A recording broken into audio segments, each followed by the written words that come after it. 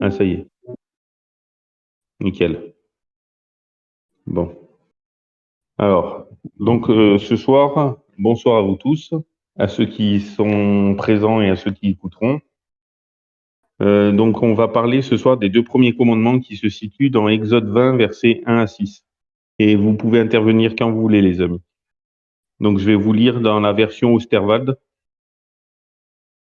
Alors, Exode 20, versets 1 à 6. Alors Dieu prononça toutes ces paroles en disant: Je suis l'Éternel ton Dieu, qui t'ai retiré du pays d'Égypte, de la maison de servitude. Tu n'auras point d'autre Dieu devant ma face. Tu ne te feras point d'image taillée, ni aucune ressemblance des choses qui sont là-haut dans les cieux, ni ici-bas sur la terre, ni dans les eaux sous la terre. Tu ne te prosterneras point devant elles, et tu ne les serviras point, car je suis l'Éternel ton Dieu, un Dieu jaloux qui punit l'iniquité des pères sur les enfants, jusqu'à la troisième et à la quatrième génération de ceux qui me haïssent, et qui fait miséricorde jusqu'à 1000 générations à ceux qui m'aiment et qui gardent mes commandements. Amen. Donc déjà, je ne sais pas vous, mais le premier verset, quand j'avais étudié, donc alors Dieu prononça toutes ces paroles en disant, parce que souvent on nous dit oui, bon bah la Bible, elle n'a pas été écrite par Dieu, mais elle a été écrite par Dieu indirectement, tout sauf les 10 commandements qui ont été, on va y venir hein, avec les versets, sauf les 10 commandements qui ont été écrits par son doigt, par Dieu lui-même, mais tout le reste, ça a été écrit par des hommes de Dieu, des prophètes inspirés par Dieu. Donc, c'est Dieu indirectement qui a écrit. Mais les 10 commandements, c'est la seule chose que Dieu a écrit de son doigt lui-même. Sauf qu'il n'a pas que écrit, parce que regardez au premier verset, alors Dieu prononça toutes ces paroles en disant. Donc souvent, des frères et sœurs et amis chrétiens me disaient, mais c'est quoi le plus important, ce que Dieu dit ou ce qu'il a écrit? Sauf que les 10 commandements, non seulement il les a dit, mais il les a écrits. Donc ça rend encore plus de force. Mais bon, déjà, n'hésitez pas à intervenir, hein, les amis. Mais si on peut prendre ensemble Exode 31, verset 18, je vais vous prendre 3 petits passages et après je continue dans les 2 commandements. Mais Exode 31, verset 18, où il est écrit: Et quand Dieu eut achevé de parler, voilà, de parler avec Moïse sur la montagne du Sinaï, il lui donna les 2 tables du témoignage, tables de pierre écrites du doigt de Dieu. Donc on ne peut pas être plus clair, écrit par son doigt lui-même, donc par Dieu lui-même. Et Exode 32, donc le chapitre suivant au verset 16, et les tables de la loi, les 10 commandements, comme là les 2 tables du témoignage, c'est les 10 commandements. Et les tables étaient l'ouvrage de Dieu, l'écriture aussi était l'écriture de Dieu gravée sur les tables. Amen. Donc ça ne peut pas être plus clair. Et pour encore être sûr, je vais vous dire encore un autre. Exode 34, le verset 28. Et Moïse fut là avec l'Éternel 40 jours et 40 nuits. Il ne mangea point de pain et ne but point d'eau. Et l'Éternel écrivit sur les tables les paroles de l'alliance, les 10 paroles, le décalogue, les 10 commandements. Donc on voit avec ces 3 textes que non seulement Dieu les a parlés, les a prononcés, mais en plus il les a écrits, gravés avec son doigt sur les tables de pierre. Donc d'où l'extrême importance. Est-ce que vous m'entendez déjà tous? Oui. Oui, on t'entend bien. Oui. Et est-ce que vous avez des questions pour le moment ou Non, pour l'instant, c'est tout clair. Donc vous voyez que les 10 commandements, c'est un peu primordial, enfin un peu beaucoup. J'aimerais vous lire un passage avant de continuer aussi, dans 2 Timothée 2, 19. Oui, Excuse-moi, mon frère, dis-moi. les 10 commandements écrits du doigt de Dieu, ce sont les seules paroles écrites de Dieu. Oui. Ah non. Enfin, C'est le reste de la parole Bible, qui ont c'est écrit par des hommes de Dieu. Comment? Tu disais, Victor? C'est les seules paroles écrites du doigt de Dieu, mais c'est pas les seules paroles écrites de Dieu. Le Oui, parce que Seigneur tout le reste est est en écrit. contrôle de tout. Oui, comme Amos 3,7, le Seigneur Dieu ne fait rien sans avoir révélé à ses serviteurs les prophètes. Donc tout ce qu'il dit, tout ce que ces prophètes ont écrit, c'est Dieu qui leur a dicté. Donc c'est un peu comme si c'était Dieu qui l'avait écrit, mais indirectement. Tandis que là, c'est vraiment lui directement. Alors j'aimerais qu'on prenne ensemble, mais là c'est Louis II 1910, parce que la Osterwald, elle n'est pas très compréhensible. Des fois, elle n'est pas très compréhensible. Donc 2 Timothée 2, verset 19. Néanmoins, le solide fondement de Dieu reste debout avec ses paroles qui lui servent de sceau. Le Seigneur connaît ceux qui lui appartiennent et quiconque prononce le nom du Seigneur, qu'il s'éloigne de l'iniquité. Donc vous voyez, ces paroles lui servent de sceau. Et ces paroles, bien sûr, c'est les 10 paroles. Donc comme quoi les 10 paroles lui servent de sceau. Après, je continue juste un instant, où l'apôtre Paul, mais après je vais revenir aux 10 commandements, mais c'est important l'introduction. Si on prend 1 Corinthiens 7, verset 19, où il est dit, alors là, c'est tout juste s'il ne se faisait pas lapider à l'époque. Parce que Mais je vais attends, vous dire... quand tu dis Comment? elle sert de sceau pourquoi? Il faudrait se poser la question. Très bonne question, tu vas voir. Quand on dit qu'est-ce que le sceau de Dieu? Justement, c'est ses paroles. Parce qu'il y en a qui disent c'est le Saint-Esprit, sauf que c'est le Saint-Esprit qui nous scelle. Enfin, c'est compliqué. Certains textes, ils vont vous dire que nous sommes scellés par le Saint-Esprit. Et il y en a qui disent la Bible se contredit parce que c'est le sceau le Saint-Esprit ou c'est ses paroles le Saint-Esprit. En fait, c'est les deux. C'est le Saint-Esprit qui appose le sceau, ses paroles. Et en fait, dans plusieurs textes, comme là, Dieu, il a écrit les 10 commandements, les 10 paroles, le décalogue sur les tables de pierre, dans Jérémie, dans Hébreu, un peu partout dans les Écritures et dans le Premier Testament et dans le Deuxième Testament. J'aime pas dire Ancien Testament parce que c'est péjoratif pour nos amis juifs, donc vous m'entendrez toujours dire Premier Testament, par là pour expliquer. Donc aussi bien dans le Premier Testament, surtout dans Jérémie, qui dit qu'il écrira sa loi dans nos cœurs. Comme il a gravé sur les tables de pierre, il va les écrire dans nos cœurs. Et dans Ézéchiel 36, versets 26-27, il va nous enlever notre cœur de pierre et il va nous donner un cœur de chair et un esprit nouveau, afin que nous ne blasphémions plus son nom. Et nous avons profané, parce que c'est valable pour Israël, mais aussi surtout pour nous maintenant. Parce qu'il ne faut pas oublier que chrétien, ça veut dire disciple du Christ. Donc, si nous sommes des chrétiens et que nous n'avons pas d'amour en nous et que nous maltraitons nos contemporains, ils vont dire c'est quoi cette qualité de chrétien, quoi. Donc, comme Israël, ils ont blasphémé son nom en ayant des mauvaises attitudes, nous, chrétiens, on fait pas mieux, on fait même pire parfois. Donc, il faut vraiment qu'on prie Dieu. Bon, j'ouvre et je ferme la parenthèse. Il faut vraiment qu'on prie notre Dieu d'amour pour qu'il nous donne le cœur nouveau qu'il a promis et son esprit nouveau. Juste, et n'hésitez pas à intervenir. Je ne sais pas si j'ai pu répondre à ta question. Mais donc, 1 Corinthiens 7, verset 19, où il est écrit, vous êtes toujours là, les amis, en fait? Oui, et du coup, oui, tu as répondu. J'entends bien, je t'écoute. Oui. Ah, merci.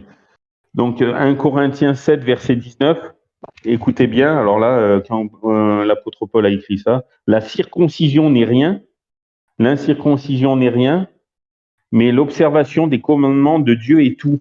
Donc vous imaginez, c'est comme si, parce que appartenir au peuple juif à l'époque, c'était la circoncision et le sabbat. Les deux plus importants, c'était la circoncision et le sabbat. Et la circoncision passait même avant le sabbat, je crois, parce que tout mâle devait se faire circoncire le 8e jour et le 8e jour après la naissance. Donc si le 8e jour, ça tombait un sabbat, et que normalement, il ne devait faire aucun ouvrage ce jour-là, et là, il faisait circoncire l'enfant parce qu'il fallait qu'il se fasse circoncire le 8e jour. Pas un jour avant, pas un jour après. Donc la circoncision passait avant tout. Donc quand l'apôtre Paul il dit la circoncision n'est rien, l'incirconcision n'est rien, mais l'observation des commandements de Dieu et tout, ça devait jaser. C'est comme si je vous disais maintenant, un chrétien vous disait, la foi n'est rien, la grâce n'est rien, mais l'observation des commandements de Dieu et tout, vous me direz, hein, la grâce, la foi n'est rien, tu te fous de moi? Ouais. Là, Eric, ça- c'était le signe physique de l'alliance, la circoncision. C'était le signe physique de l'alliance, la circoncision. ouais, c'était comme quoi on appartenait au peuple d'Israël. Voilà. Mais bon, là, quand il leur dit ça, aux Corinthiens, ça devait. Mais, Bon, bref. mais Alors que on, Oui. le sabbat, c'est le sceau de Dieu. Oui, justement, je vais y venir dans l'étude troisième et quatrième commandement. Mais de toute façon, j'aurai un aperçu, mais tu as, en fait, c'est les 10 paroles qui sont le sceau. Et donc, il fait partie des 10 paroles, oui, tout à fait. Après, ceux qui sont pas pressés et que si vous voulez écouter la deuxième étude que je vais mettre dans l'étude biblique 2, que j'avais enregistré il y a 2 ou 3 mois en arrière, le commandement 3 et 4. Et là, j'avais pas encore le bot d'enregistrement, j'avais pas enregistré le 1 et 2. C'est pour ça que j'enregistre le 1 et 2 et après, je passerai en rediffusion le 3 et 4. ouais, mais c'est quoi les deux premiers commandements? Eh ben, justement, on y vient. Donc, le premier verset, c'était alors Dieu prononça toutes ces paroles en disant. Alors, le deuxième verset, je suis l'Éternel, ton Dieu, qui t'ai retiré du pays d'Égypte, de la maison de servitude. Amen. Donc l'Éternel, ton Dieu, donc l'Éternel, c'est son nom, ton Dieu, c'est son titre, et qui t'est retiré du pays d'Égypte, de la maison de servitude. Vous allez me dire, ben, on n'est pas Israël, il a retiré, sauf que, bon, après, on peut y voir une application pour nous, chrétiens aujourd'hui ou croyants. Quand il dit, je t'ai retiré du pays d'Égypte, de la maison de servitude, pourquoi les chrétiens, quand on leur dit les 10 commandements, ils pensent toujours à Exode 20, ils pensent jamais au Deutéronome. Deutéronome où il y a comme son nom l'indique, deutéro, ça veut dire deuxième, et nom, ça veut dire loi. Donc c'est c'est une deuxième loi, pas dans le sens que c'est une deuxième, mais en fait c'est un rappel de la première loi. Comme les textes deutérocanoniques, j'ouvre et je ferme la parenthèse rapidement, deutérocanonique, ça veut dire apocryphe, c'est-à-dire le deuxième canon. Là par contre c'est le deuxième canon, c'est pas un rappel du premier canon qui n'ont pas été mis dans le canon et qu'ils sont classés en apocryphes, qu'il y a des apocryphes catholiques, il y a des apocryphes orthodoxes, et puis il y a les apocryphes de la Bible éthiopienne, où il y a encore plus. Il y a 87 ou 88 livres. Bon, bref, je ferme la parenthèse. Donc, deutéro, ça veut dire deuxième, ou rappel. Donc, deutéronome, c'est rappel de la loi. Et pourquoi les chrétiens, on prend souvent Exode 20? Parce que Deutéronome 6, c'est surtout parce qu'il parle surtout de comme quoi on est sorti de l'esclavage. Deutéronome 5, pardon. Je vais juste vous lire le premier verset. Donc, je suis l'Éternel ton Dieu qui t'ai retiré du pays d'Égypte, de la maison de servitude. Donc là, c'est toujours pareil. Mais voyez, au quatrième commandement, par exemple, observe le jour du repos, au verset 12, pour le sanctifier comme l'Éternel ton Dieu te l'a commandé. Tu travailleras 6 jours, etc., etc. Mais le septième jour, et le repos de l'Éternel ton Dieu, tu ne feras aucune œuvre en ce jour-là, ni toi, ni etc., etc. Mais juste pour vous dire, et souviens-toi au verset 15 que tu as été esclave au pays d'Égypte et que l'Éternel ton Dieu t'en a retiré à main forte et à bras étendus. C'est pourquoi l'Éternel ton Dieu t'a commandé d'observer le jour du repos. Donc là, c'est surtout parce que il a été retiré d'Égypte, le peuple, alors que là, au début, Exode 20, il dit, je suis l'Éternel ton Dieu qui t'ai retiré du pays d'Égypte, de la maison de servitude. Mais si on prend le quatrième commandement, bon, on va surtout parler du 1 et 2, mais c'est juste pour un rappel. Regardez le verset 11. Car l'Éternel a fait en 6 jours les cieux et la terre, la mer et tout ce qui est en eux, et il s'est reposé le septième jour. C'est pourquoi l'Éternel a béni le jour du repos et l'a sanctifié.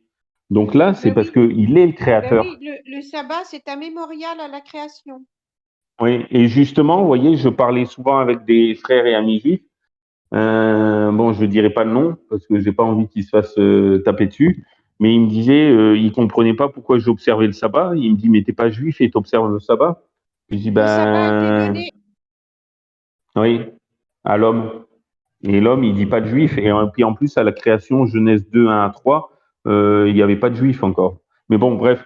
Et juste pour vous dire, mais nous, ils ont 2 bougies le jour de sabbat, un bougie qui rappelle la création et la deuxième bougie qui rappelle qu'on est sorti d'Égypte. Puis il dit à la limite que tu fasses le sabbat, mais ça avait l'air de le déranger. Mais toi, vu que t'es pas Israël, tu devrais faire qu'une bougie à la limite, la bougie pour la création. Puis j'y mais je dirais même mieux, qui t'est retiré du pays d'Égypte, de la maison de servitude. Mais si on prend l'Égypte spirituelle, la maison de servitude spirituelle, est-ce que l'Éternel notre Dieu ne nous a pas retiré de l'esclavage du péché et de la mort? comme il a retiré Israël de l'esclavage de l'Égypte. Bon, je ferme la parenthèse rapidement. Mais comme quoi, bon, souvent, malheureusement, j'ai des amis, ils pensent que Dieu est le créateur, et ils font bien, à juste titre, mais ils oublient qu'il est le rédempteur aussi. Donc, ils disent, ouais, Dieu, il est le créateur. J'ai un ami, il est déiste, et il dit, Dieu est le créateur. Et puis il dit, oui, mais puis il est pas rédempteur pour toi. Puis il dit, bah non, pourquoi il se soucierait de moi? Puis je dis, t'as des enfants? Puis il me dit, oui. Tu les aimes? Oui. Tu veux leur bien? Oui. Tu veux ce qu'il y a mieux pour eux? Oui. Bah Dieu, c'est pareil. Toi, t'as pas fait tes enfants pour les laisser à l'abandon? Il dit, non. Bah Dieu, c'est pareil. Puis je dis, et en plus, nous sommes la prunelle de ses yeux. Donc souvent, malheureusement, l'ennemi, le diable, il nous attaque des deux côtés, ou il nous pousse dans le légalisme ou dans le laxisme, où il va te dire, ouais, Dieu, il est amour, tu peux tout faire, c'est bon. Ou sinon, tu vas être dans l'excès inverse, oh purée, faut que je fasse ça, je suis sauvé par les œuvres, faut faire absolument ça. C'est mauvais, les deux extrêmes. C'est pour ça que dans Deutéronome, désolé, je dévie souvent, mais je viens comme ça me vient, où il dit, ne te détourne ni à droite ni à gauche. Parce que l'homme, il a tendance à aller à droite, à gauche, à faire des virevoltes, à faire des zigzags. Et qu'est-ce que je voulais dire? Juste un truc aussi. Oui, ben que l'homme, il cherche des raccourcis alors que il se rallonge et puis souvent, il écoute Dieu un instant, et moi le premier, et puis bon, bref. Malheureusement, l'homme est mauvais. Romains 3, versets 10 à 20. Pas un seul ne cherche Dieu. L'homme est mauvais et voilà. Et juste un instant, attendez, je me déplace, désolé, il y a du bruit. Euh, vous m'entendez toujours, au fait?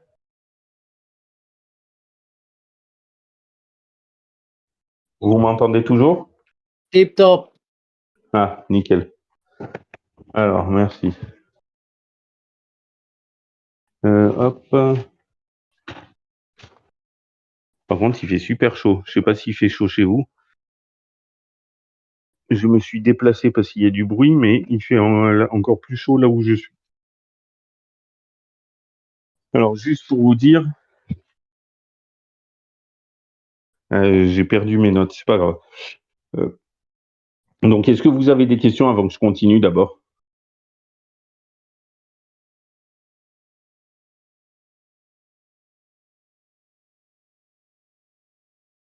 Non. Bon, alors juste pour vous dire, bon ben, comme donc il est notre rédempteur aussi, et souvent malheureusement, beaucoup de chrétiens, ils pensent que Dieu est le rédempteur, et ils ont raison, mais ils oublient aussi qu'il est le créateur. Forcément, s'il nous sauve, c'est qu'il nous a créés avant. Et s'il nous crée, ben il nous crée pas pour nous voir périr. Donc il nous sauve aussi. Et il est le Dieu d'amour. Bon bref, je ferme la parenthèse. Donc je suis l'Éternel ton Dieu qui t'ai retiré du pays d'Égypte de la maison de servitude. Donc là, on peut le prendre en préquel, comme quoi il va nous retirer de l'esclavage, du péché et de la mort, parce que Romains 6, 23, car le salaire du péché, c'est la mort. Mais qui c'est qui veut finir Romains 6, 23? Vous êtes toujours là?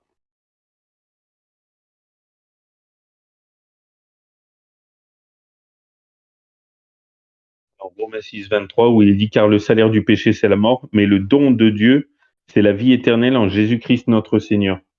Amen. Donc normalement, nous sommes tous des pécheurs, normalement, nous méritions tous la mort. Mais Dieu, il nous rachète avec Jésus-Christ.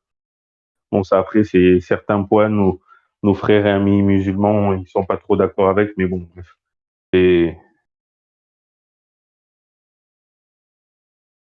bon, je vais continuer. Est-ce que vous avez des questions? Les deux Mathieu, Béné, Sarah, Saki, non? Non, non, moi c'est bon. Et C'est si bon pour jamais moi ça... aussi. Ah, ben nickel. Et si jamais ça buguait, que l'enregistrement y partait, si vous pouvez me dire, parce que des fois quand je suis dans mon truc, je vois pas, ou si on m'entend plus, si vous pouvez me déplacer et me replacer. Des fois, ça arrive aussi souvent. Alors, le troisième verset, tu n'auras point d'autre Dieu avec un petit D devant ma face. Donc ça, c'est le premier commandement. Et le verset 1 et 2, c'était le préambule, l'introduction. Donc tu n'auras point d'autre Dieu devant ma face. Pourquoi notre Dieu dit ça? Parce que souvent, et moi le premier, même avant de le connaître, bon ben vous allez me dire avant de le connaître, mais par exemple, si la musique, j'étais passionné de musique, à chaque fois une passion en lançait une autre, en lâchait une autre, ou prenait la place d'une autre. Par exemple, ben, avant, j'étais passionné de musique, mais de musique super brutale, donc j'avais plus de 800 CD. Après, ça a été les films, j'avais plus de 1200 DVD. Après, j'ai tout revendu. Après, c'était les haut-parleurs, les enceintes. Donc, c'était ça. Et maintenant, ben, c'est Dieu. Et maintenant, c'est les Bibles. J'ai lâché tout le reste. Mais comme quoi, ben, l'homme, il est passionné, mais pas forcément pour des bonnes choses. Quand c'est pour Dieu, oui. Mais tu n'auras pas d'autre Dieu devant ta face, ben, parce que souvent, ben, pour ceux qui boivent, c'est l'alcool leur Dieu. Pour ceux qui sont riches, ça sera leur richesse.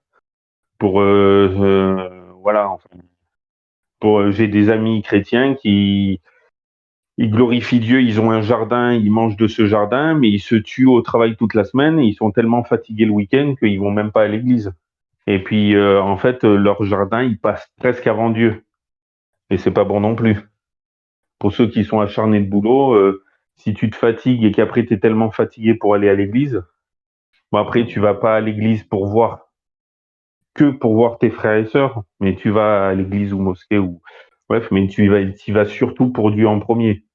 Et un certain frère me disait ouais, il faut porter le masque avec le confinement. Puis il dit ouais, mais attends, Dieu, qu'est-ce qu'il fait pour nous? C'est quoi porter un masque 1 heure ou 2 heures? Moi aussi, ça m'étouffe. Moi, je suis en surpoids et ça me gêne, mais il a souffert 1000 fois plus pour chacun de nous. Que chacun de nous, on aurait été seul au monde, que Jésus serait venu mourir et ressusciter pour chacun de nous. Tellement il est amour. Un jour, je ferai une étude sur l'amour de Dieu. Là aussi, il faudra préparer les mouchoirs.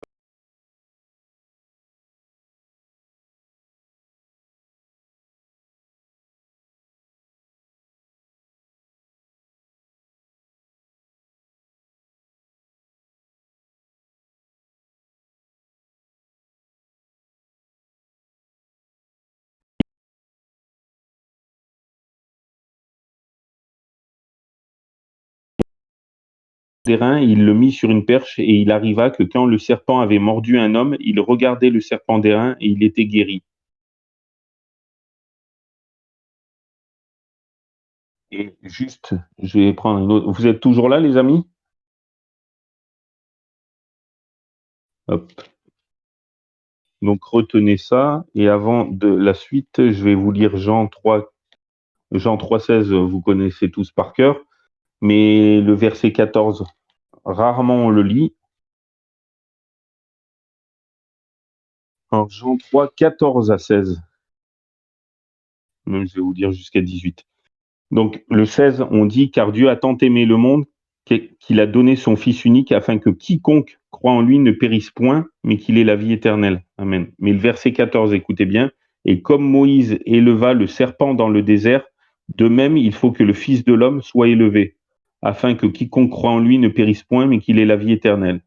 Car Dieu a tant aimé le monde qu'il a donné son Fils unique afin que quiconque croit en lui ne périsse point, mais qu'il ait la vie éternelle. Car Dieu n'a point envoyé son Fils dans le monde pour condamner le monde, mais afin que le monde soit sauvé par lui. Celui qui croit en lui n'est point condamné, mais celui qui ne croit point est déjà condamné parce qu'il n'a pas cru au nom du Fils unique de Dieu. Amen. Bon, c'était une parenthèse pour vous montrer que le serpent d'airain, c'était une préquelle au sacrifice de Jésus. Mais pour en revenir à ce serpent d'airain, regardez 2 Rois 18.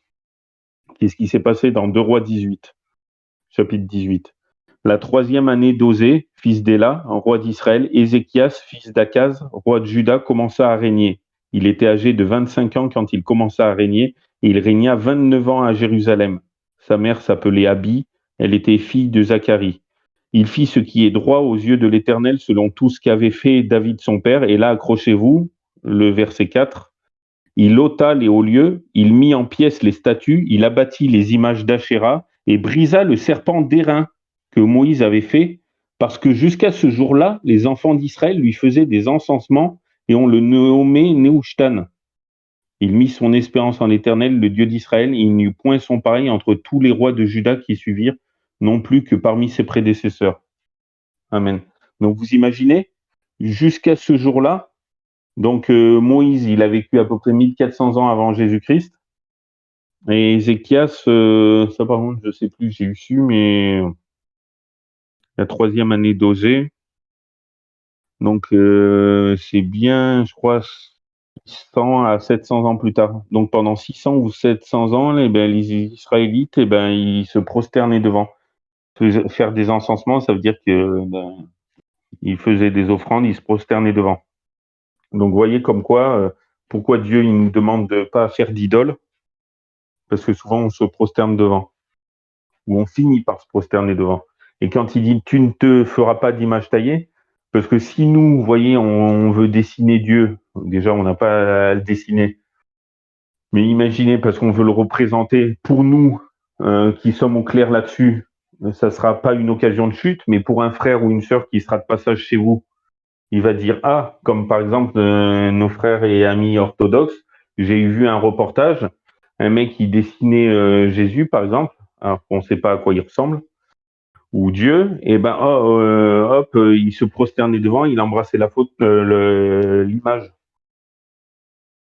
Et chacun venait à leur tour embrasser l'image, alors qu'il venait de le faire lui. C'était un homme qui venait de faire cette image.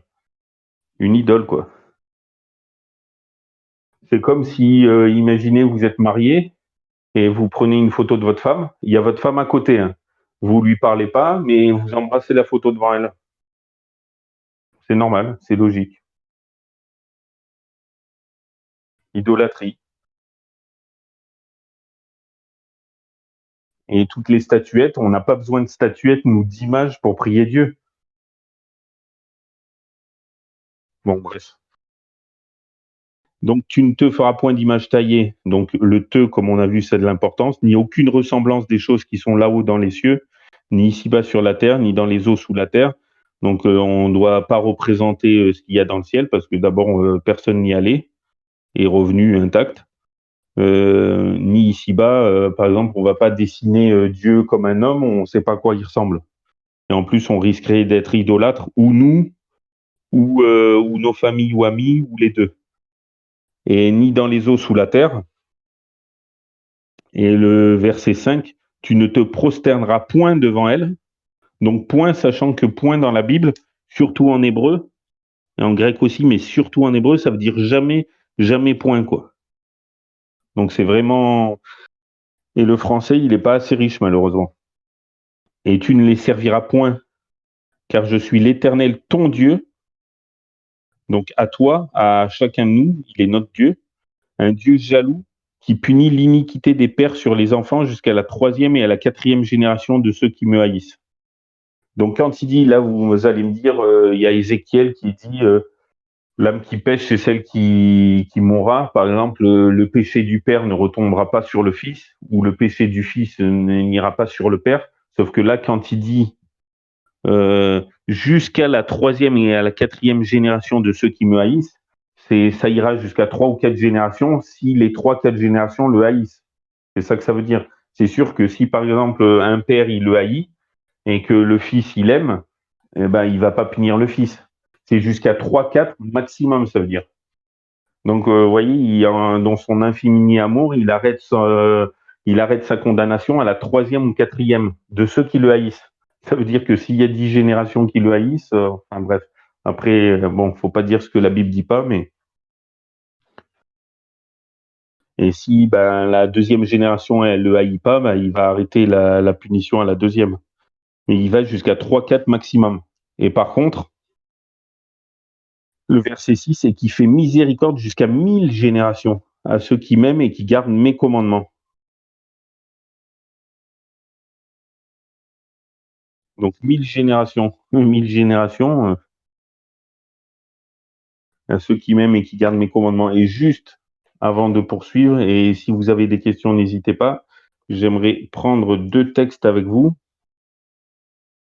dans Apocalypse, comme quoi les 10 commandements ont de l'importance. Allez, j'allais dire même un 3e. Quoique, je sais plus ce qu'il dit dans le Jacques de 10 de ce... Est-ce que vous avez Louis II 1910 avec vous?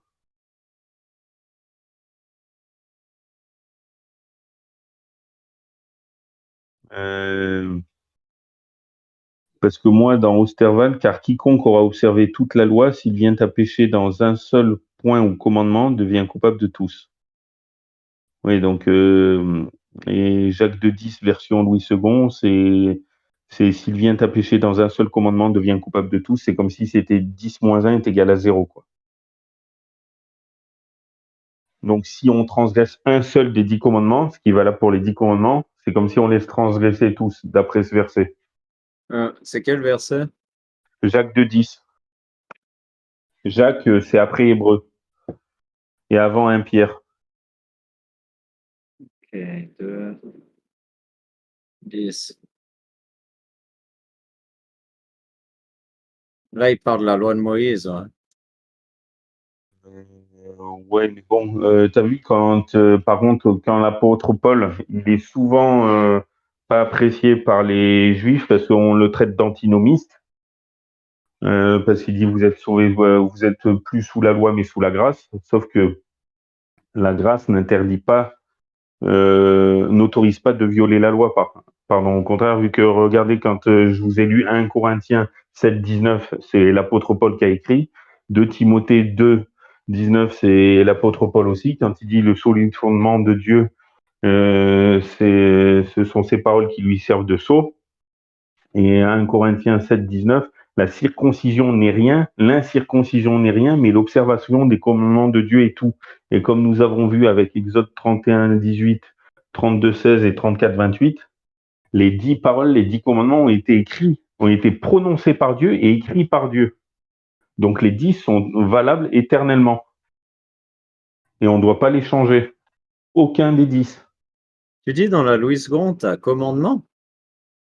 Oui, je crois. Mais bon, même si c'est un seul... Mais en tous les cas, on a vu que les 10 commandements, non seulement ils ont été prononcés par Dieu, et en plus, ils ont été gravés sur la pierre. Donc, s'il y avait qu'une seule chose qui changeait pas, bon, après, je peux vous dire Malachie 3.6, Dieu ne change pas. Hébreux 13.8, Jésus-Christ est le même hier, aujourd'hui, éternellement. Il y a Jacques 1, versets 16 à 17, tout don excellent descend du Père des Lumières, chez lequel il n'y a ni ombre de variation, ni changement. Donc Dieu ne change pas. Je peux vous citer plusieurs textes, comme quoi 1 Pierre 1, 25, comme quoi sa parole demeure éternelle, donc elle ne change pas non plus. Et Nombre 20, 19 qui dit Dieu n'est pas un homme pour mentir. Ce qu'il dit, il le fera. Il ne reviendra pas dessus. Tu as aussi Matthieu 5, versets 17 à 19. Alors là, c'est costaud. Et Luc 16, 17. Comme quoi sa loi ne change pas non plus. Ah, salut Samy, bienvenue. Et qu'est-ce que je veux dire où j'en suis? Non, il faut que je vous prenne ces textes, pas tous, mais donc on voit que Dieu ne change pas, sa parole ne change pas et sa loi non plus. Il faut que je vous prenne au moins un de chaque. Alors 1 Pierre 1, 25.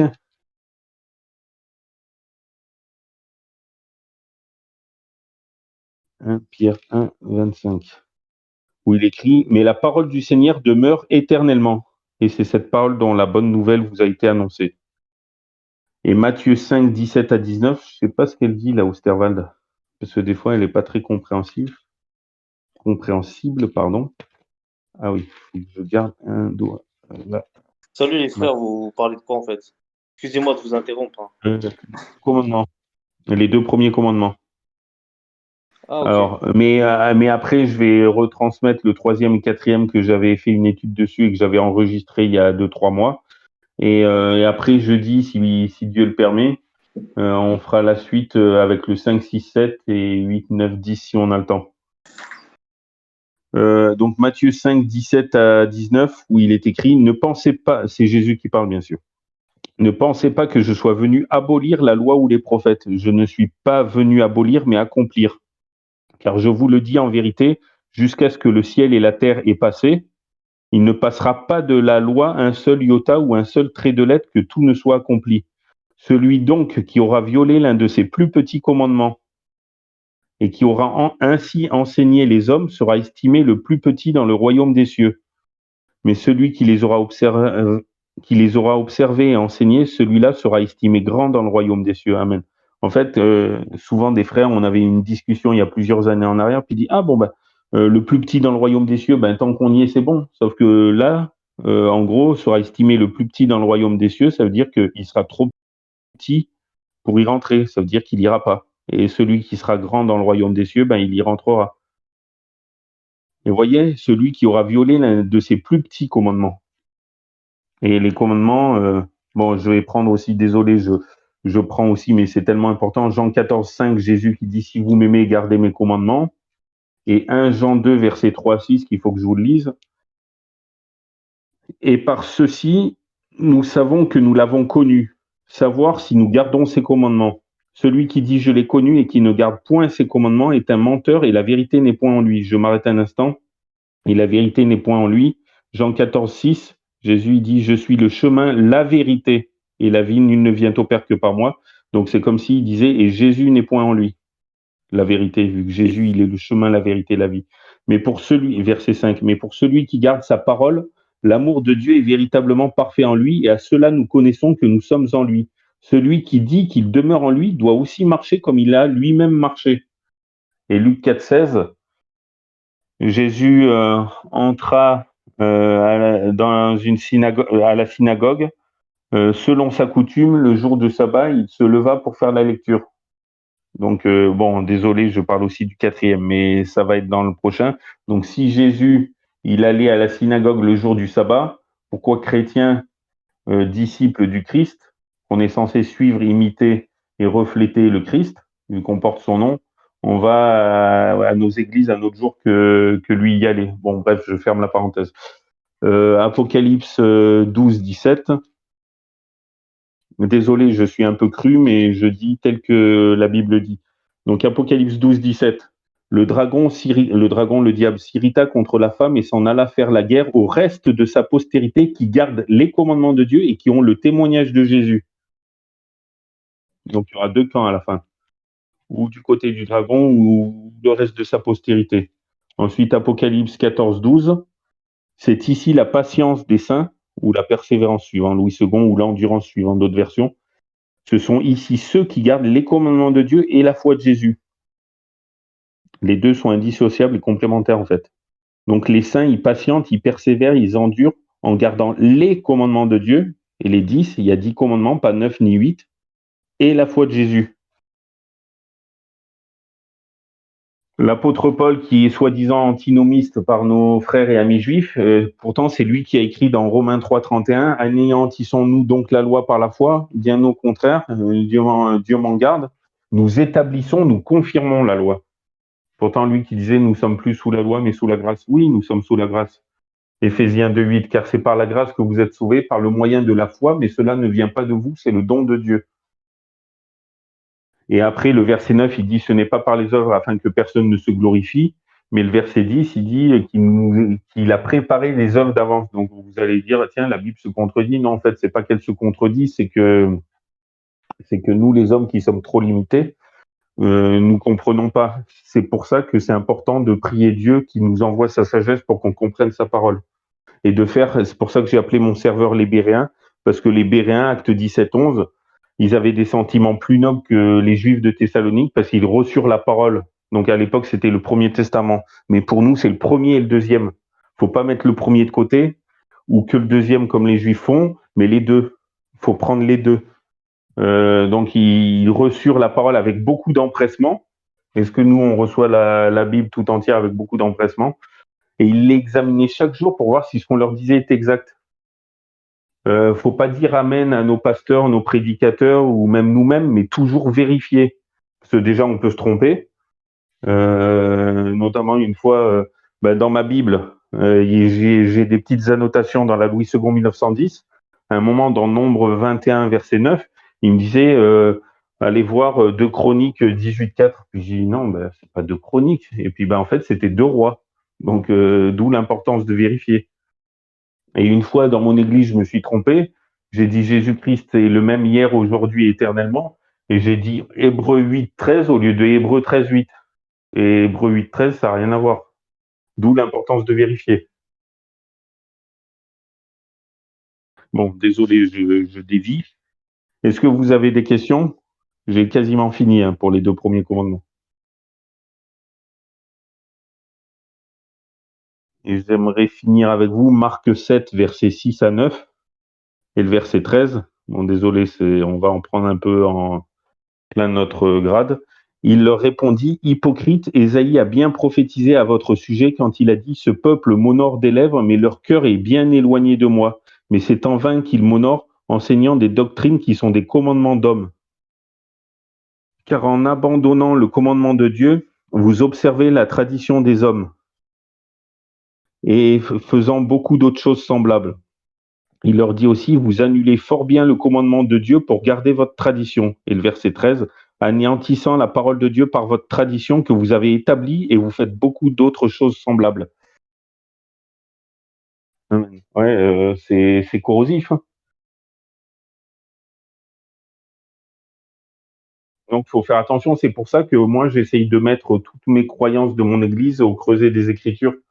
Donc, si jamais c'est pas biblique, ce qui est non biblique, tu dégages. Ce qui est biblique, c'est bon. Il faudrait qu'on fasse tous un peu comme ça. Bon, est-ce que vous avez des questions, les amis? Désolé, j'ai un peu dévié comme d'habitude. Je prépare un truc et vous avez des questions? Après,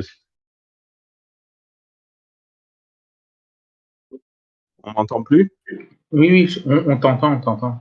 Saki, t'es là? Oui, oui, je suis là, je suis là. Tu mets le micro, mais je t'entends pas. Tu m'entends pas?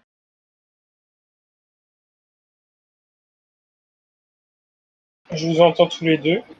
Allô? Allô? Est-ce Oui, que... je t'entends.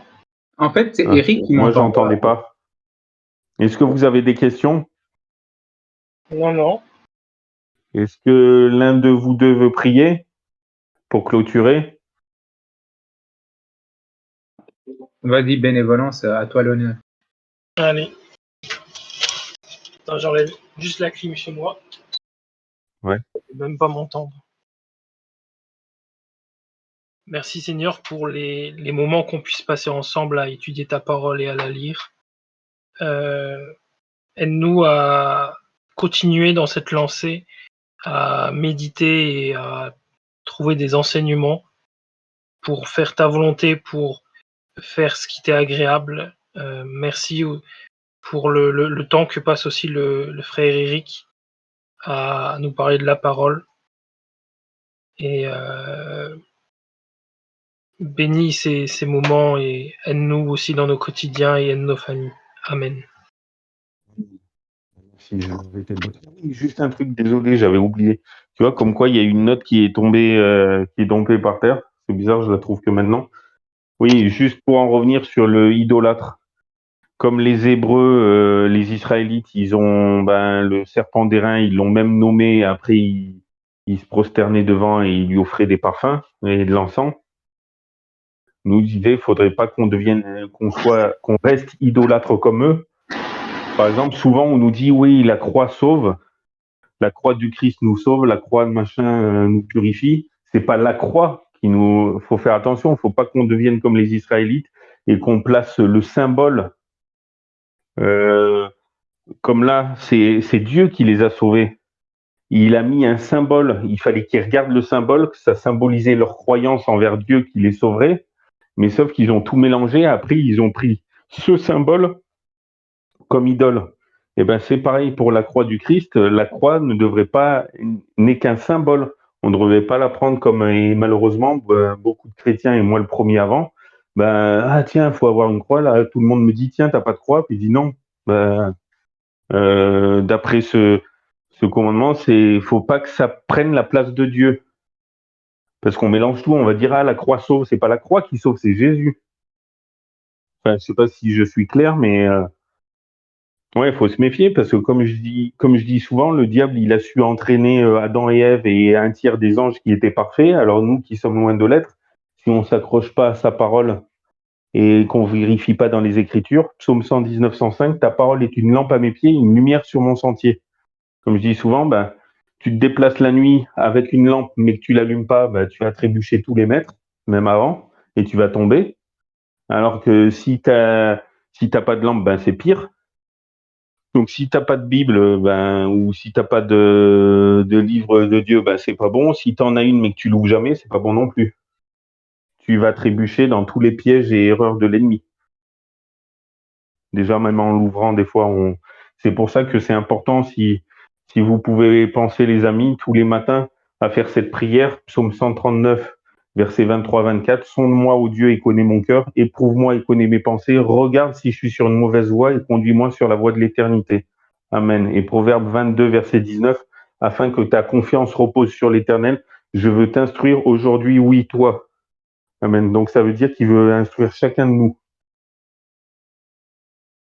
La première fois que j'ai lu ce verset, afin que ta confiance repose sur l'Éternel, je veux t'instruire aujourd'hui, oui, toi. Heureusement que j'étais assis, je dis waouh. Je dis c'est énorme, il parle à moi, mon Dieu me parle à moi. Il parle à chacun de nous. Et Proverbe, attends que je dise pas de bêtises, je vais vérifier. Parce que pour une fois, j'ai les mots dans la tête, mais pas les chiffres. À 80%, c'est l'inverse d'habitude. Donc, Proverbe. Puis en plus, il est cité 2 fois exactement le même passage. C'est dans Proverbe 12-14 ou 14-12. Telle voie paraît droite à un homme que son issue, c'est la voie de la mort. Et elle est répétée dans Proverbe 16-25.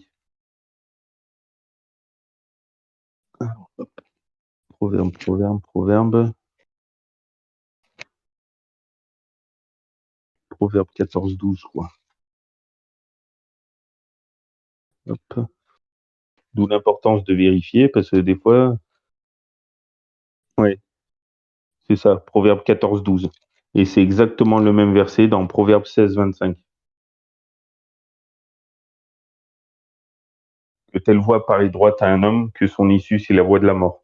Donc des fois, on pense, tiens, c'est bien pour moi, tiens, c'est un boulot mieux payé, mais si ça t'entraîne loin de Dieu, que petit à petit, ou inversement, tu te dis, tiens, c'est mieux payé, mais je travaille tous les week-ends, après, vie de famille, enfin bon, c'est pour ça que c'est important de demander à Dieu devant chaque choix. de demander son avis.